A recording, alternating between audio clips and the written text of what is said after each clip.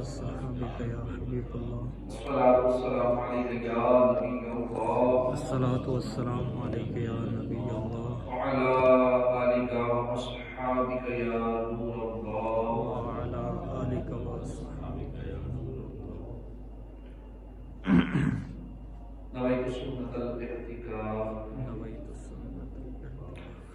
اللہ پاک قرآن پاک میں ارشاد فرماتا ہے ان اللہ وملائکتہ یصلون علی النبی یا ایھا الذین آمنوا صلوا علیہ وسلموا تسلیما. بے شک اللہ اور اس کے فرشتے درود بھیجتے ہیں اس غیب بتانے والے نبی پر. اے ایمان والو ان پر درود اور خوب سلام بھیجو. اللہ محمد صلی اللہ علیہ وسلم فرماتے ہیں نور خدا احمد مصطفیٰ صلی اللہ علیہ وآلہ وسلم پر درود پاک پڑھنے کی 3 حکمتیں ہیں. پہلی، محبوب صلی اللہ علیہ وسلم کا درود پڑھنا یہ اللہ کی سنت ہے، لہذا درود پاک پڑھنے والا سنت الہیہ پر عمل کرتا. دوسری بات، درود پاک پڑھنے میں سرکار دو عالم صلی اللہ علیہ وآلہ وسلم کی تعظیم ہے. تیسری حکمت، رحمت دو جہاں مکی مدنی سلطان صلی اللہ علیہ وسلم کے صدقے میں ہی سب مخلوقات کو نعمتیں ملی ہیں اور نعمتیں مل رہی ہیں. لہذا تمام مخلوقات پر سرور عالم نور مجسم صلی اللہ علیہ وسلم کی بے شمار حقوق ہیں. درود پاک ان میں سے کچھ حقوق کی ادائیگی کا ذریعہ ہے کہ حضور کے اتنے کرم ہے ہم پر کہ ہم درود پاک پڑھتے رہا کریں تو کچھ حقوق کی ادائیگی کا ذریعہ بن جائے گا، ہماری کوشش کا ذریعہ انشاءاللہ بن جائے گا. صلی اللہ علیہ صلی اللہ تعالی علی محمد صلی اللہ علیہ وآلہ وسلم. پچھلے جمعے کو ہم نے الحمدللہ کے حوالے سے وضاحت سنی تھی، اس کی تفسیر سنی تھی، کچھ مدنی پور علم و حکمت کے سنے تھے. آج کے اس مبارک اور مقدس موقع پہ انشاءاللہ کریم ہم رب العالمین، الحمدللہ پہلا حصہ تھا، اس کا اگلا حصہ رب العالمین، اس حوالے سے کچھ عام مدنی پھول سننے کی سعادت حاصل کریں گے انشاءاللہ. اللہ پاک نے قرآن کریم کی محبت عطا فرمائے، قرآن کریم سیکھنے کی، اس کی تلاوت کرنے کی، اسے سمجھنے، اس پر عمل کرنے کی توفیق عطا فرمائے. سورہ فاتحہ آیت نمبر 1 کا دوسرا حصہ رب العالمین. الحمدللہ رب العالمین، سب تعریفیں اللہ کے لیے ہیں جو تمام جہانوں کا پالنے والا ہے. مفسرین کرام فرماتے ہیں کہ الحمدللہ ایک دعویٰ ہے کہ تمام تعریفوں کا مستحق اللہ ہے. اس دعوے کی دلیل ہے رب العالمین، یعنی سب تعریفیں اللہ کے لیے ہیں. اس کی دلیل کیا ہے؟ فرمایا رب العالمین، تو تمام جہانوں کا پالنے والا ہے، اس لیے وہ مستحق ہے ہر تعریف کا. تعریف اس خدا کی جس نے جہاں بنایا، کیسی زمین بنائی، کیا آسمان بنایا، ہر چیز سے ہے تیری کاریگری کا وقتی، یہ کارخانہ قدرت تو نے کب رائے گا بنایا. لفظ رب، رب العالمین ہے. رب کا مطلب ہے پالنے والا، اور عالم کا لفظی مطلب ہے نشانی، علامت. کائنات کی ہر چیز، ذرہ ذرہ اللہ پاک کے وجود، اس کے ایک ہونے، اللہ کے سچے ہونے کی دلیل ہے. کائنات کے ذرے ذرے میں اس کی قدرت کی نشانیاں ہیں. اس لیے اللہ کے سوا جو کچھ ہے وہ ہے عالم. اللہ کے سوا باقی ہر چیز کو عالم کہتے ہیں. اللہ کو اس میں شامل نہیں کریں گے عالم کے اندر. اللہ کے سوا جو کچھ کچھ ہے وہ عالم ہے. یہ ہمارا عقیدہ ہونا چاہیے. جو ہمارے اللہ کے بارے میں عقائد ہے، کنسپٹ ہے، اس میں یہ ضروری ہے. عالم کیا ہے؟ اللہ کے سوا جو کچھ ہے وہ عالم ہے. اس سب کو عالم یعنی اللہ کے ایک ہونے کی، اللہ کے سچا ہونے کی نشانی کہا گیا ہے سارے عالم کو. وہ تیری قدرت کا بیان، عاجز ہے انسان کی زبان، ہے تیری عظمت کے نشان. وہ ہو زمین و آسمان، یہ مہرباں کہکشاں، دشت و بیان گلستاں، آب رواں سنگ گراں، آیات ہیں تیری حیات. کتنے عالم ہیں؟ اس کا تو صحیح حقیقی ایک علامات ہے. مختلف روایات ہیں. حضرت زہاق نے فرمایا کہ 360 عالم ہیں. اسی طرح حضرت سعید بن جبیر نے کہا کہ 1000 عالم ہیں. حضرت وہاب فرماتے ہیں کہ کل 18,000 عالم ہیں. حضرت مقاتل بن حیان فرماتے ہیں کہ کل 80,000 عالم ہیں. غرض کتنے عالم ہیں اللہ جانتا ہے. حتمی فائنل فگر کسی کو نہیں پتا. یہ تمام عالم بنائے بھی اسی نے ہیں، علم بھی اسی کو ہی ہے، پال بھی ہو رہا ہے. نہیں موقوف خلاقی تیری اس ایک دنیا پر، کیے ہیں ایسے ایسے سینکڑوں پیدا جہاں دولے. ایک مرتبہ اللہ کے نبی موسیٰ علیہ السلام سے اللہ پاک نے فرمایا کہ موسیٰ آپ کے سامنے جو پتھر ہے اس پہ عصا ماریے، لاٹھی ماریے. موسیٰ علیہ السلام نے اس پہ عصا مارا، اس میں سے ایک اور پتھر نکلا. اس پہ عصا مارا، ایک اور پتھر نکلا. اس پہ کو ملا عصا مارا، ایک اور پتھر نکلا. 3 پتھر. اس کے اندر ایک اور چوتھا پتھر. اس کو عصا مارا تو اندر سے کیڑا نکلا.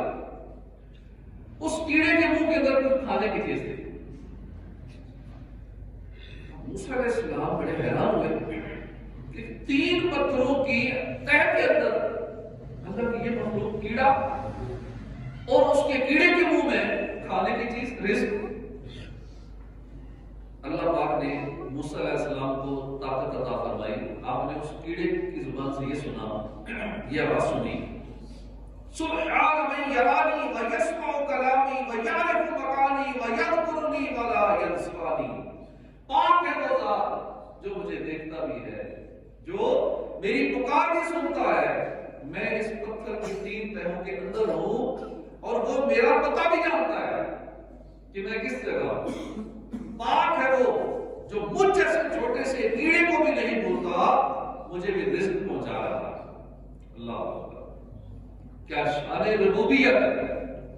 اندازہ کیجئے کہ کتنی بڑی کائنات. سائنسی اعداد و شمار کے مطابق ہماری زمین کا جو رقبہ ہے وہ 51 کروڑ مربع کلومیٹر سے زیادہ ہے، صرف ہماری زمین کا رقبہ. اور سورج اتنا بڑا ہے اس سولر سسٹم کے اندر کہ ہماری 13 لاکھ زمینیں اس سورج میں سما جائیں. یہ ایک سورج کی بات، ایک سورج اتنا بڑا ہے. اور پھر سورج بھی یہ ہماری کہکشاں کا ایک چھوٹا سا حصہ ہے.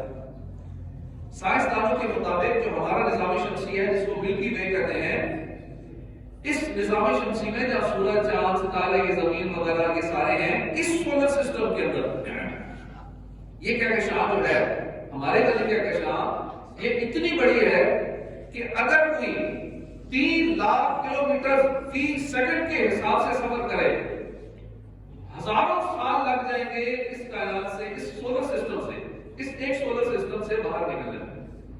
یہ اتنا بڑا ہے، اتنی بڑی ہماری کہکشاں ہے. ہزاروں سال لگ جائیں اور سپیڈ کتنی ہو، 3 لاکھ کلومیٹر فی سیکنڈ کے حساب سے سفر شروع کر دے. ہزاروں سال کی زندگی چاہیے اس ایک کہکشاں سے باہر نکلنے کے لیے. تو اندازہ لگائیے ہماری ایک کہکشاں ملکی وے کتنی بڑی ہے. یہ ایک کہکشاں. سائنسدانوں کی بقول کائنات کے اندر ہزاروں کہکشائیں. یہ ایک کہکشاں ہے جس کے اندر ہم ہیں، ہزاروں کہکشائیں موجود ہیں.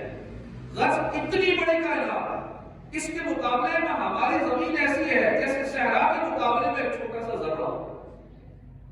کائنات کے مقابلے میں اتنی چھوٹی ہے زمین، اور پھر اس چھوٹی سی زمین کے اوپر ایک چھوٹا سا پتھر ہے. اس پتھر کے اندر ایک اور پتھر ہے، پھر اس کے اندر ایک اور پتھر ہے، اس پتھر کے اندر ایک اور پتھر ہے، اس پتھر کے اندر کیڑا ہے. اور اس چھوٹے سے کیڑے کو وہ ذات جو اتنی بڑی کائنات کے اندر اس معمولی سے کیڑے کو بھی مسلسل رزق پہنچا رہی ہے، وہ ہے رب العالمین۔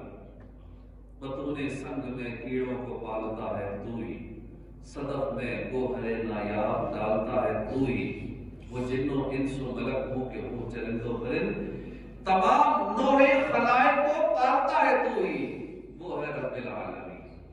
اس زمین پر کتنی قسم کے جاندار رہتے ہیں، ان سب جانداروں کی ضروریات کیا ہے، یہ سب کس طرح پروان چڑھتے ہیں، یہ کیا کھاتے ہیں، کیسے زندگی گزارتے ہیں، انہیں رزق کیسے ملتا ہے، ان سب کی اگر ہم تحقیقات کرنا شروع کر دیں صدیاں لگ جائیں گی، شاید ہم صرف انفارمیشن کلیکٹ نہ کر سکیں۔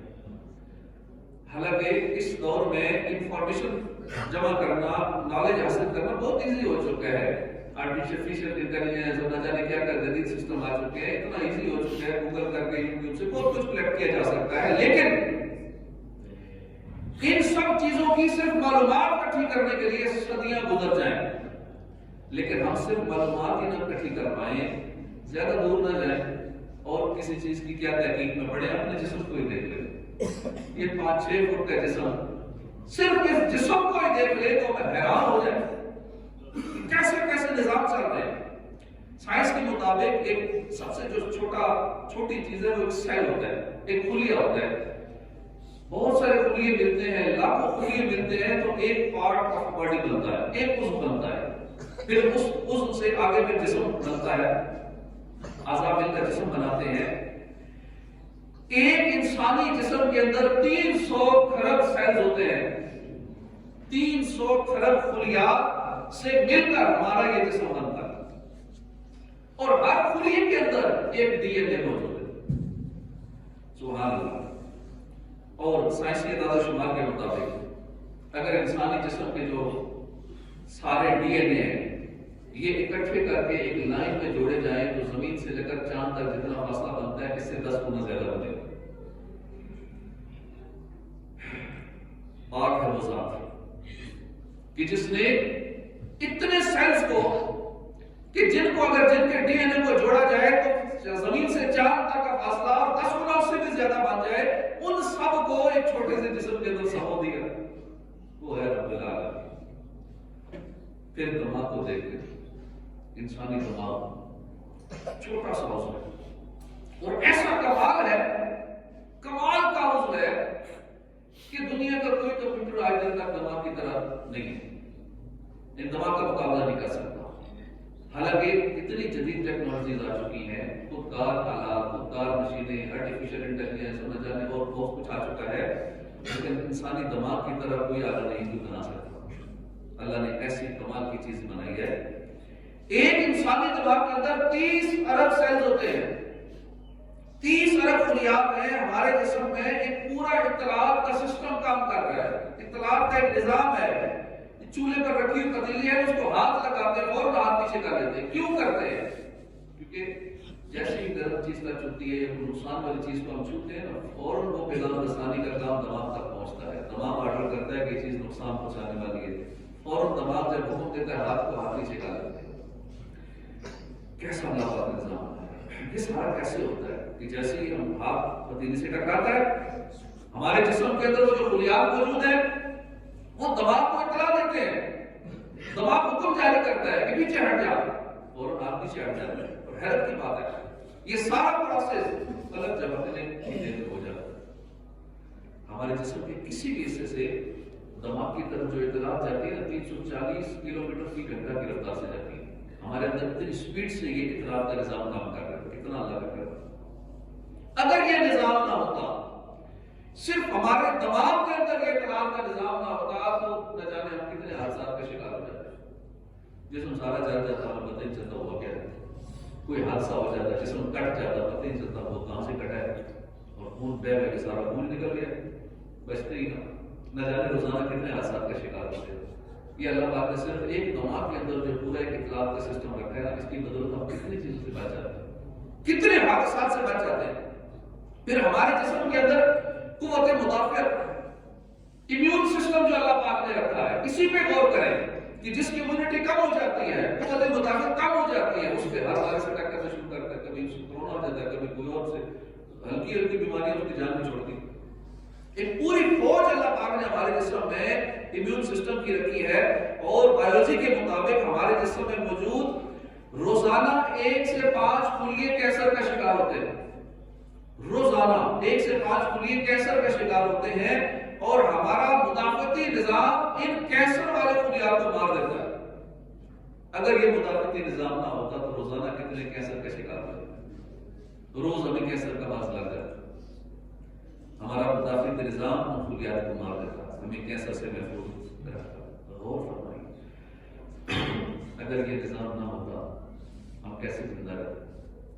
ہمارا دل ایک اہم ترین عضو ہے ہمارے جسم کا، پورے جسم کو یہ خون سپلائی کرتا ہے، اور روزانہ تقریباً ہمارا جو خون ہے ہمارے جسم کے اندر سفر کرتا ہے 19,000 کلومیٹر روز کا سفر کرتا ہے.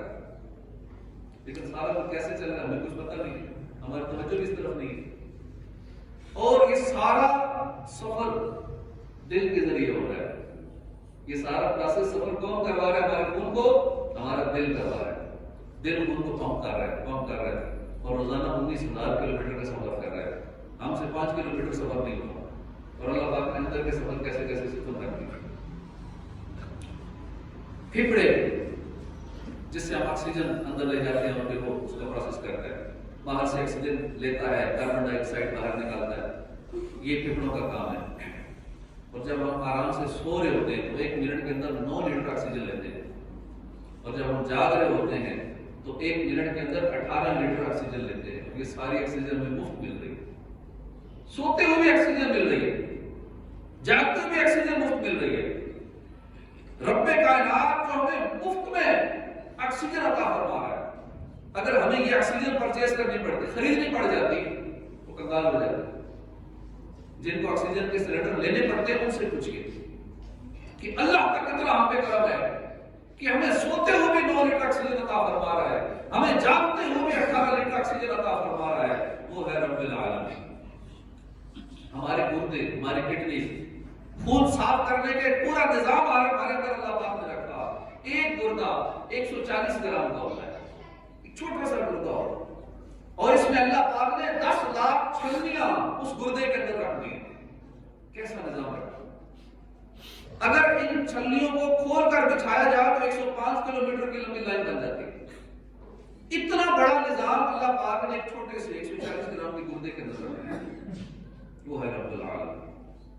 ہمارے گردے 1 گھنٹے کے اندر 2 مرتبہ خون صاف کرتے ہیں، روزانہ 2 گھنٹے میں 2 مرتبہ، اور 24 گھنٹے میں 48 مرتبہ ہمارا ڈائلسس ہو رہا ہے. خود ہی ہو رہا ہے، ہمیں کوئی تکلیف نہیں ہو رہی.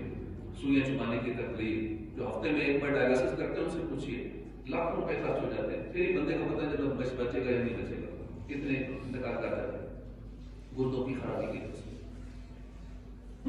اللہ کا کتنا احسان ہے، ہمارے اندر کتنے نظام رکھتے ہیں. باہر کی کائنات میں کیا غور کریں، ہم اپنے اوپر ہی غور کر لیں تو واقعی لگے گا الحمدللہ رب العالمین. وہ ہے رب العالمین جس نے ہمارے اندر ایسے ایسے نظام رکھ دیے. ہمارا خون صاف ہو رہا ہے، ہمیں کوئی تکلیف ہی نہیں ہو رہی. خون صاف ہو رہا ہے، ہمارا ٹائم ویسٹ نہیں ہو رہا، ہمیں لائن میں لگنا نہیں پڑتا. ہمارا سارا خون ذہن آلود ہو جائے اگر ہمارا یہ سسٹم کام نہ کرے.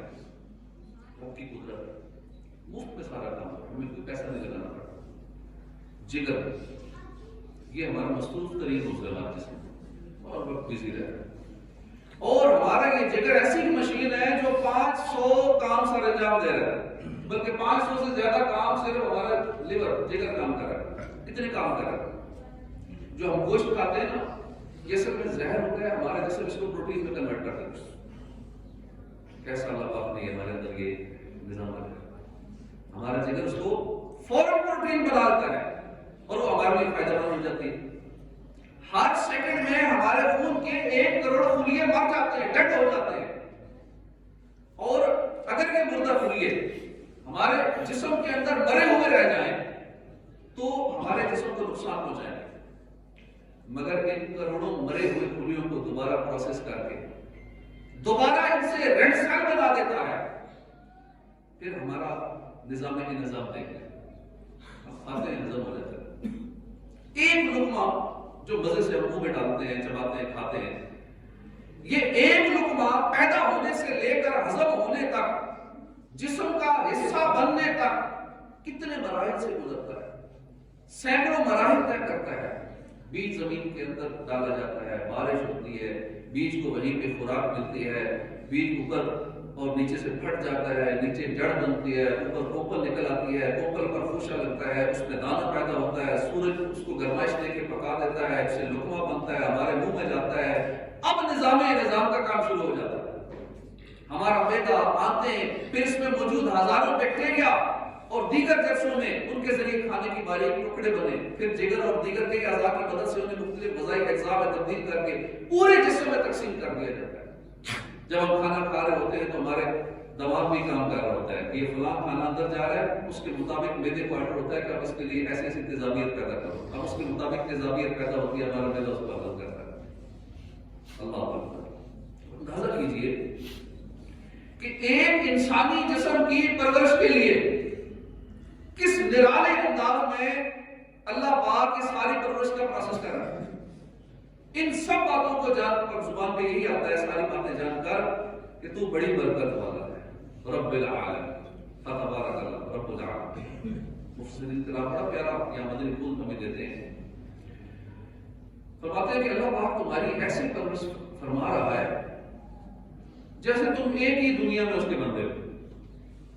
اللہ پاک اس انداز میں تمہارا خیال رکھتا ہے، تمہیں رزق عطا فرما رہا ہے، تمہارے اندر کے وراثت اس نے ایسے ایسے بنائے ہیں کہ جیسے تم پوری کائنات میں ایک ہی ہو، مگر تم عبادت میں ایسے سستی کرتے ہو کہ جیسے تمہارا ایک خدا کے علاوہ بھی معاذ اللہ بہت سارے خدا ہیں۔ اتنی لاپرواہی کرتے ہو اللہ کی عبادت کرتے ہو، یہ چوٹ کرنے والی بات ہے۔ اب ذرا غور کیجیے کہ ہمارے رشتوں میں سب سے پیار کرنے والی زیادہ ہستی جو ہماری ماں ہوتی ہے۔ جب ایک بچہ ہوتا ہے تو ماں بھرپور توجہ نہیں ہوتی ہے، جیسے دو ہو جاتے ہیں اس کی توجہ ڈیوائڈ ہو جاتی ہے، تقسیم ہو جاتی ہے دو میں، ایک اور ہوتا ہے دوسرے کی طرف توجہ ہوتی ہے۔ لیکن اللہ رب العالمین کی شان کو قربان چاہیے، اللہ پاک رب العالمین ہے، ایک دو نہیں سینکڑوں مخلوقات کا خیال رکھ رہا ہے۔ اربوں لوگ ہیں، چرند پرند مچھلیاں، سمندری جانور ہیں، سب کی پرورش ہو رہی ہے، سب کی ضروریات بر وقت ان تک پہنچ رہی ہیں، کسی کی پرورش کے اندر تاخیر کا سوال ہی پیدا نہیں ہوتا۔ بچہ پیدا ہوتا ہے 6 یا 7 ماہ کی عمر میں ہو کے بیٹھنے لگتا ہے، سال 2 سال کے عرصے میں دانت نکالنا شروع کر دیتا ہے، پھر چلنے لگتا ہے، 12 سے 15 سال تک بالغ ہو جاتا ہے۔ یہ سارا پروسیس ایک روٹین میں ہو رہا ہے، کبھی ایسا نہیں ہوا کہ 10 سال کا ہو چکا ہے کہ ابھی تک اس کے دانت نہیں نکلے دودھ کے، فلاں 50 سال کا ہو گیا ابھی تک بالغ نہیں ہوا، ایسا نہیں ہوتا۔ ہر ایک کی پرورش برابر ہو رہی ہے، ایک طریقے کار کے مطابق ہو رہی ہے، سب کی ضروریات بر وقت اس تک پہنچ رہی ہے۔ جب سے دنیا میں آئے تب سے یہی دیکھا ہے کہ عام گرمیوں میں ہی پکتا ہے، مالٹا سردیوں میں آتا ہے۔ کسان بیج ڈالنے میں تو دیر لگا سکتا ہے، لیکن قدرت کے کارخانے میں سارا کچھ وقت پہ ہو رہا ہے، یہ ہماری طرف سے ہی معاملات ہوتے ہیں۔ سب مخلوقات کی پرورش ایسے ہو رہی ہے جیسے ہم صرف 2-4 ہی انسان ہیں رب کائنات کی زیر پرورش میں، شاید ہم 2-4 ہی ہیں، ہماری پرورش اس انداز میں ہو رہی ہے۔ اور دوسری طرف ہمارا حال کیا ہے، ہم سے 5 نمازیں نہیں پڑھی جاتی، اور بدقسمتی سے عجیب صورتحال گناہوں میں پڑے، اگر مسجد میں آئے جائے واپس جانے کی جلدی ہوتی ہے۔ پہلے صف میں لوگ اس لیے نہیں آتے کہ پھر واپس جانے میں ذرا مشکل ہوگی، نکلنے میں جلدی نکلنا، امام صاحب چند آیات زیادہ قرات لمبی کر دیں پریشان ہو جاتے ہیں۔ اللہ پاک ہم میں سے ہر ایک کی ایسی پرورش فرماتا ہے کہ جیسے میں ایک ہی اللہ کا بندہ ہوں، مگر ہم اس کی عبادت میں ایسے سستی کرتے ہیں، اتنی جلدی مچاتے ہیں کہ جیسے ہم نے ایک نہیں معاذ اللہ ہزاروں خداؤں کی عبادت کرتے ہیں۔ اللہ پاک ہمیں ہدایت نصیب فرمائے۔ میں نے جب بھی عبادت کا سوچا، نفس نے فوراً اس دم دبوچا، نیکیوں کا نہیں سلسلہ کچھ، بس گناہوں میں ہی دل پھنسا ہے ہوس مال کی قلب بھٹکا، ہر نفس کی ہے بس حب دنیا، اپنی الفت کا ساغر دلا دو، یا حبیب خدا التجا ہے، حب دنیا مردار دل میں کر چکی ہے گھر سرکار دل میں، تم آ جاؤ، تم جو آ جاؤ دلدار دل میں، بس پرسنلی دل سے پھر یہ کہا ہے، جمعۃ الاخری کا مہینہ ہے، 22 جمعۃ الاخری سیدنا صدیق اکبر کا دن منایا جاتا ہے، اور ان کا انداز عبادت کیسا تھا، سبحان اللہ۔ آپ نے اپنے گھر میں ایک مسجد بنا رکھی تھی، وہاں بیٹھ کر قرآن پاک کی تلاوت کرتے رہتے اور اللہ کی محبت میں ایسے روتے تھے کہ کفار گزرتے ہوئے کھڑے ہو کے دیکھنا شروع کر دیتے کہ وہ بکر صدیق کو ہو کیا گیا، کیوں اتنے رو رہے ہیں، حیران ہوتے۔ آپ نماز ایسے خوشی و خضوع سے پڑھتے تھے، ایسے لگتا تھا کوئی سوکھی لکڑی کھڑی ہے۔ مسلمانوں کے چوتھے خلیفہ علی المرتضیٰ رضی اللہ عنہ فرماتے ہیں، اس ذات کی قسم جس کے قبضے میں میری جان ہے، ہم گروہ صحابہ میں کوئی صحابی ایسا نہیں ہے جو بکر صدیق سے نیکیوں میں آگے بڑھ جائے۔ یقیناً موقع خوف خدا صدیق اکبر میں حقیقی عاشق خیر الورا صدیق اکبر، نہایت متقی و پاکساز صدیق اکبر ہے، تقی ہیں بلکہ شاہ اتقیاء صدیق اکبر ہے۔ تو رب العالمین، ہم اس حوالے سے بیان سن رہے تھے، اس پر توکل کا درس بھی ہے۔ سب تعریفیں اللہ کے لیے، الحمدللہ رب العالمین، سب تعریفیں اللہ کے لیے ہیں کیونکہ وہ رب العالمین تمام جہانوں کا پالنے والا ہے۔ اس کے اندر ہمارے لیے توکل کا درس بھی ہے۔ اللہ پاک وہ ہے جو تمام جانداروں، تمام جہانوں کو پالنے والا ہے۔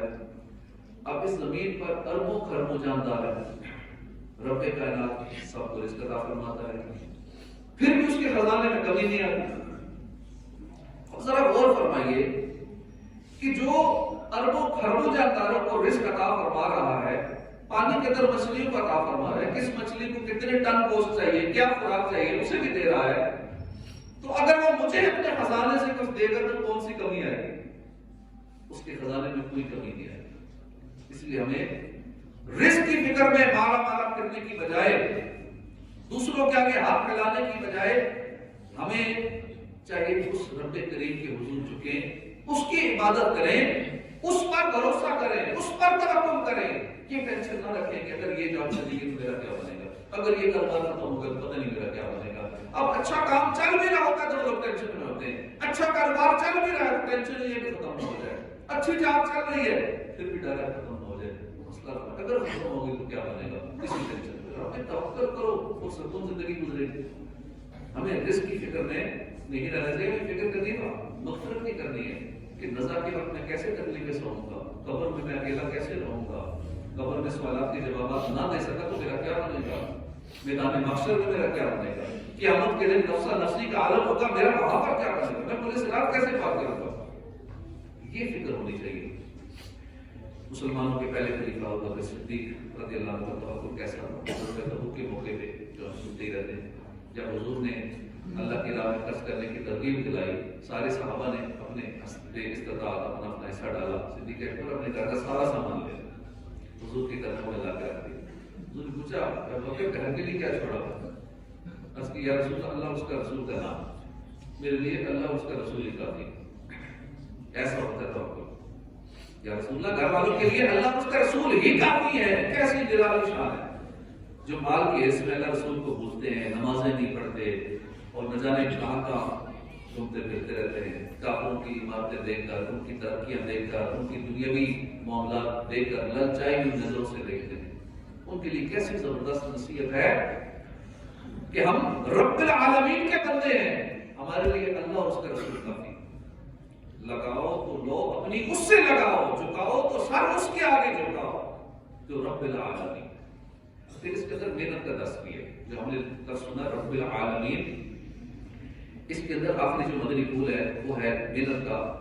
لفظ رب یہ تربیت سے بنا ہے، تربیت کا مطلب ہے کہ کسی چیز کو اس کی فطری صلاحیتوں کے مطابق درجہ بدرجہ کمال تک پہنچانا۔ تو یوں رب العالمین کا مطلب بنے گا کہ اللہ پاک وہ ہے جو تمام جہانوں کی ہر چیز کو اس کی فطری صلاحیتوں کے مطابق درجہ بدرجہ کمال تک پہنچا رہا ہے۔ ایک ہے اللہ کی قدرت اور ایک ہے اس کی ربوبیت۔ قدرت یہ ہے کہ اللہ سیب کے درخت پہ آم لگانا چاہے، اس کی قدرت ہے، وہ لگا سکتا ہے، مالک ہے، اس کی قدرت سے کچھ بعید نہیں، وہ ایسا کر نہیں سکتا ہے۔ جبکہ سیب کے بیج کو زمین کے اندر پھاڑنا، اس سے کونپل نکالنا، کونپل کو مضبوط درخت بنانا، پھر اس پہ پھول کے بعد اس پہ بور لگانا، بور سے تازہ میٹھے سیب بنا دینا، یہ ربوبیت ہے۔ یعنی بیج بھی اللہ نے بنایا، اس بیج کے اندر سیب بننے کی صلاحیت بھی اللہ نے رکھی، پھر اس بیج کو درجہ بدرجہ سیب بننے تک، اس کمال تک پہنچانا، یہ بھی اللہ نے کیا۔ تو اسی طرح پوری کائنات میں یہی ربوبیت کا نظام چل رہا ہے۔ ہمارا ایک بڑا مسئلہ یہ کہ ہم اپنی صلاحیتوں کو پہچانتے نہیں ہیں کہ ہم کر کیا سکتے ہیں اور میرے اندر ابھی کون سی ہے، اور کام میں لگے، صلاحیت کچھ اور ہوتی ہے، کر کچھ اور رہے ہوتے ہیں۔ پھر دوسرا مسئلہ یہ ہے، محنت سے جی چڑھاتے ہیں، کسی کا دل نہیں کرتا کہ کچھ کریں، ریوالونگ چیئر پہ بس بیٹھنے کا ذہن ہوتا ہے، آرام سے بیٹھے رہے، کوئی کچھ نہ کہے، کہیں جاب بھی کر رہے ہیں تو کوئی کام کوئی نہ کہے، بس تنخواہ ملتے رہے، جاب چلتے رہے، بزنس بھی کرنا ہے تو کچھ کرنا نہ پڑے۔ محنت سے ہم جی چڑھاتے ہیں، ایسا کوئی کرشمہ ہو جائے کہ بس راتوں رات مال آ جائے، کروڑ پتی ہو جائے، بڑا آدمی بن جاؤ۔ اسٹوڈنٹ یہ چاہ رہا ہوتا ہے ایسا کسی اللہ والے کی نظر پڑ جائے، ایسا تویز دے دے کہ سارا علم کٹھے آ جائے اور میں پاس ہو جاؤں، سارا سال نہ پڑھوں، بس آخر میں کچھ ایسا وظیفہ بتا دیں، کوئی ایسا دمشن کر دیں کہ اللہ والے کی نظر پڑ جائے کہ بس سارا علم کٹھے آ جائے اور میں پاس ہو جاؤں۔ یعنی یوں ہم وہ کرشمات کے انتظار میں رہتے ہیں، لیکن اللہ پاک فرماتا ہے کہ رب العالمین، اللہ پاک کی قدرت سے کچھ بعید نہیں، وہ کچھ بھی کرنا چاہے کن فرما دے، ہو جاتا ہے، لیکن پھر بھی اس نے ہر چیز کا ایک پروسیس رکھا ہے۔ وہ خود کہہ دے تو سیب کو بیج سے لے کر سیب بننے تک کتنا ٹائم لگتا ہے، ایک لمحے میں بیج سے پودا بنا دے، پھل نکل رہا ہے، لیکن اس نے ایک پروسیس رکھا ہے، ایک پورا ایک نظام ہے ربوبیت کا۔ اسی طرح سورہ یوسف ہم نے پڑھی ہوگی، تصویر پڑھا ہوگا کہ یوسف علیہ السلام نے خواب دیکھا تھا کہ 11 ستارے ہیں اور وہ سجدہ کر رہے ہیں، چاند ستارے ہیں اور آپ کے سامنے سجدے میں ہیں، تو یہ دنیا میں آپ کی منزل کا تعین تھا، یہ آپ کا گول تھا۔ اس گول تک پہنچنے کے لیے یوسف علیہ السلام کو کنویں میں بھی ڈالا گیا، آپ کو مصر کے بازار میں بیچا گیا، بے گناہ آپ نے جیل میں قید بھی کاٹی، عورتوں نے آپ پہ الزامات بھی لگائے، اس امتحان سے بھی گزرنا پڑا۔ اتنے مراحل سے گزرنے کے بعد پھر آپ کو مصر کی بادشاہت ملی۔ اس گول تک پہنچنے میں جو آپ نے بچپن میں خواب دیکھا تھا، آپ کو کتنے مراحل سے گزرنا پڑا۔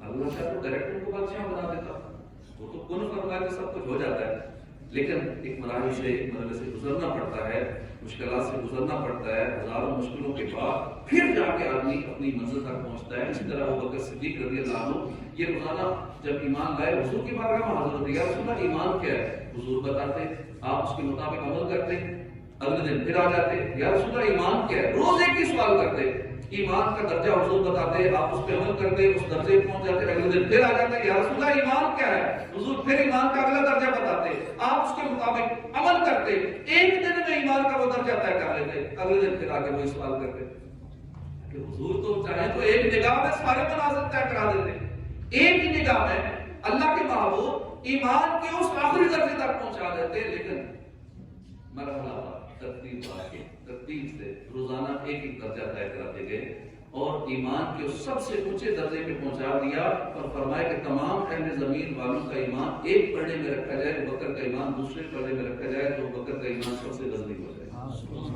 ہر چیز کا ایک پروسیس ہے، ہمیں بھی محنت کرنی چاہیے، کرشمات کے انتظار میں ہم نہ رہیں۔ یہ دنیا محنت کی جگہ ہے، یہاں محنت کی قدر کی جاتی ہے، ہم محنت کریں، پھر ہم رب کریم کی عنایات دیکھیں، اس کی عنایات بے شمار ہے۔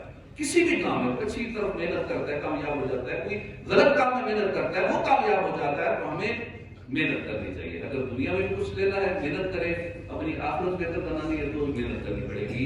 یہی آئین قدرت ہے، یہی اسلوب فطرت ہے، جو ہے راہ عمل میں گامزن محبوب فطرت ہے۔ وما علینا الا البلاغ۔